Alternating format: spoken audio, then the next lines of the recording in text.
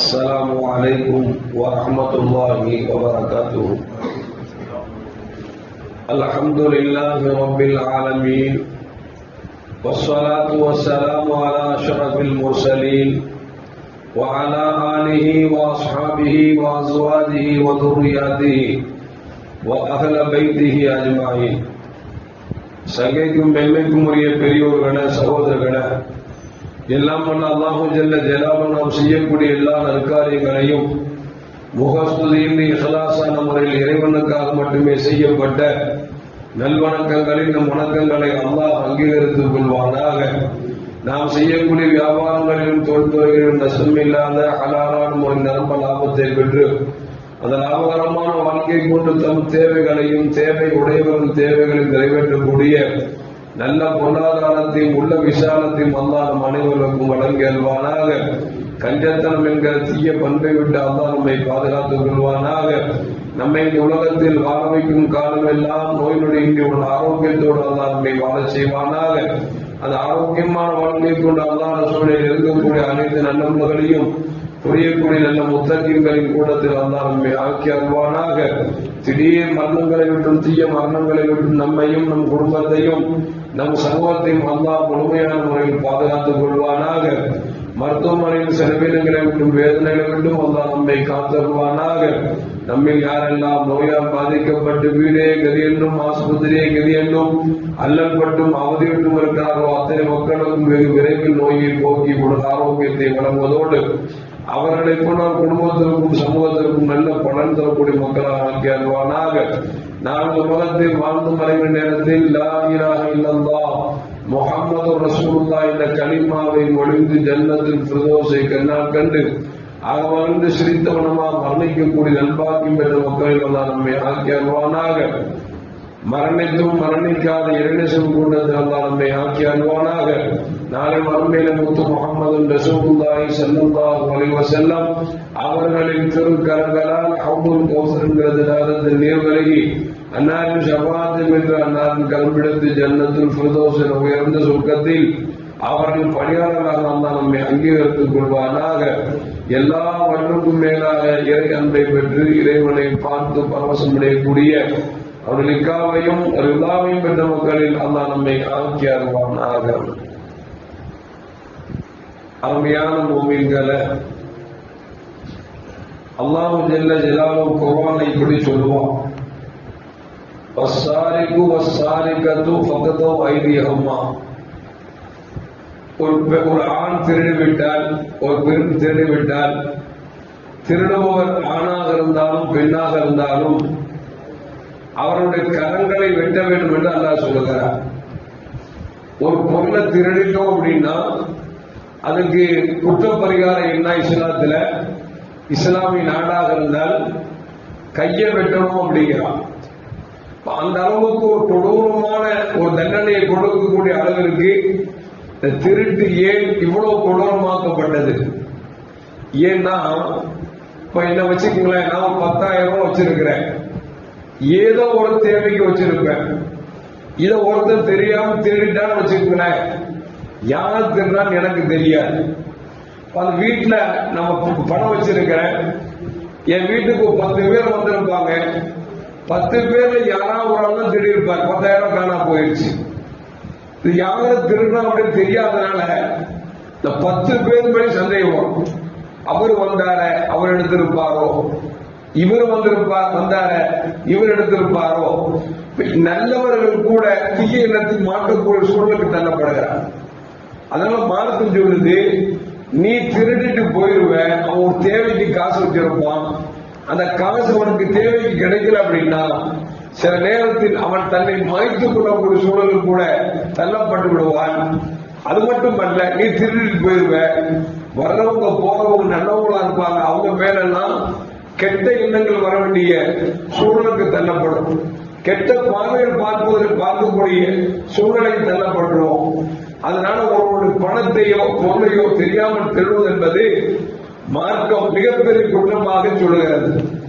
அதே நேரத்தில் ஒரு கடும் பசியில் இருக்கிறார், அந்த பசியை போக்குவதற்கு பணத்தில் கையேந்துகிறார், யாரும் கொடுக்கவில்லை என்று சொன்னார். அவன் திருடி சாப்பிடுவதற்கு அதையும் கொடுக்கிறான். எதுக்கு சொல்ல வர்ற அப்படின்னா, திருடுவது குற்றமாக இருந்தாலும் சில நேரத்தில் திருடக்கூடாதவன் கூட திருடுவதற்கு தள்ளப்பட்டு விடுகிறான். காரணம் ஒரு சூழ்நிலை. இப்படித்தான் ஒரு 96 வயசு ஹெலன் என்று சொல்லக்கூடிய ஒரு பெண்மணியை நீதியரசருக்கு முன்னால் 2 கையையும் விளங்கிட்டு கொண்டு வந்து நிறுத்தினார். வயசு எத்தனை? 96 வயசு. ஒரு வயதான கிழவி 2 கையும் சங்கிலியால் பூட்டப்பட்டு நீதிபதிக்கு முன்னால் நிறுத்தப்படுகிறார். நீதிபதி பார்த்து ஆச்சரியப்பட்டார்.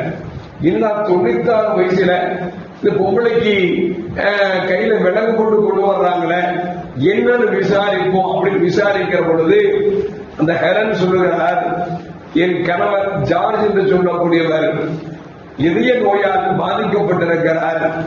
இதய நோயால் பாதிக்கப்பட்டது மட்டுமல்ல, மிகவும் சிரமப்படுகிறார். மூச்சு விடுவதற்கு கூட அவர் சிரமப்பட்டுக் கொண்டிருக்கிறார். அவருக்கு வாங்கக்கூடிய மருந்து வெறும் 50 ரூபாய் தான் இருந்தது. நான் எப்படியோ அங்கும் இங்கும் உருட்டி புரட்டி அவருக்கு தினந்தோறும் மருந்தை வாங்கி கொடுத்து என் கணவனுக்கு நான் மருத்துவம் பார்த்துக் கொண்டு வந்தேன். 50 ரூபாய்க்கு வாங்க வேண்டிய மருந்து திடீரென்று 750 ரூபாயாக மாறி போனது, உயர்ந்து விட்டது. என்னால் சமாளிக்க முடியவில்லை. நான் எங்கும் உருண்டு பார்க்கிறேன், காசை சேர்க்க முடியவில்லை. என் கணவரோ மிகவும் மூச்சு விட சிரமப்பட்டுக் கொண்டிருக்கிறார். நான் அவரை பார்த்து என்னால் ஜீரணிக்க முடியவில்லை. எனவே நான் ஒரு மெடிக்கல் ஷாப்ல போய் என் கணவருக்கு என்ன மருந்து தேவையோ அந்த மருந்தை நான் எடுத்து தேடிவிட்டேன். எனவே நான் இப்பொழுது சங்கிலியால் கூட்டப்பட்டு உங்களுக்கு முன்னால் நிறுத்தப்பட்டிருக்கிறேன் என்று சொல்லி அந்த ஹெலன் என்கிற அந்த பெண்மணி சொல்லுகிறார்.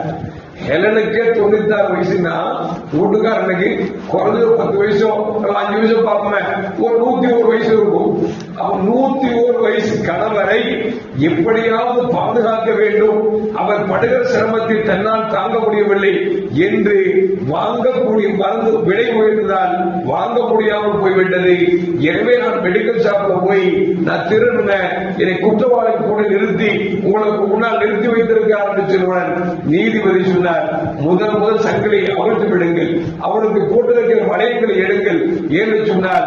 இந்த பெண் மீது குற்றம் அல்ல, இந்த சமூகத்தின் மீது குற்றம் என்று சொல்லி நீதிபதி தீர்ப்பெடுத்தது மட்டுமல்ல, அந்த பெண்மணிக்கு கணவனுக்கு தேவையான எல்லா மருத்துவ உபகரணங்களும் அவருக்கு தேவையான பணங்களும் என் சார்பிலிருந்து கொடுங்கள் என்று சொல்லி நீதிபதி சொன்னார் என்று சொல்லி ஒரு செய்தியை காலையில் படித்தேன். அதனால் மக்களை எதற்கு சொல்லவர் என்று சொன்னார், ஸல்லல்லாஹு சொல்லுவாங்க, கடைசி காலத்தில் ஹரஜ் என்பது அதிகமாகும் என்று சொன்னார்கள். ஒமல் ஹரஜ் யார் சொல்லுதா, ஹரஜ்னா என்ன அப்படின்னு சஹாபாக்கள் கேட்டார். கண்மணி முஹம்மது ரசூலுல்லாஹி ஸல்லல்லாஹு அலைஹி வஸல்லம் கொலைகள் அதிகமாகும் அப்படின்னாங்க. என்ன நீ பாக்கிறோமா இல்லையா? அமெரிக்காவுக்கு ஈரானுக்கும் சண்டை நடந்துச்சு, எத்தனை ஆயிரக்கணக்கான பேர் கொல்லப்பட்டார்கள், எத்தனை லட்சம் கோடிகள் வீணானது. இதனால் என்ன ஆச்சு அப்படின்னா, இன்னைக்கு பெட்ரோல்ல நாளுக்கு நாள் ஏறிக்கொண்டே இருக்காது. நாம என்ன செய்யறோம், பெட்ரோல் பக்கம் போய் 100 ரூபாய்க்கு போடு 200 ரூபாய்க்கு போடுன்னு சொல்லிட்டு போயிடுறோம், அசால்ட்டா தெரியுது. ஆனா ஒவ்வொரு நாளைக்கு 2 ரூபாய் 3 ரூபாய் ஏறிட்டு இருக்குது. நிறைய பேர் டீ கடை மூடிட்டு ஊருக்கு போயிட்டான். இன்னும் காரணம் கேஸ் கிடைக்கல. 1000 ரூபாய்க்கு கிடைக்க வேண்டிய கேஸ் 3000 5000 வாங்கிட்டு இருக்கான். இப்படி சூழல் தள்ளப்பட்டால் என்ன செய்வான்? படைக்கிறவன் கஷ்டப்படுற வேலை செய்வான்.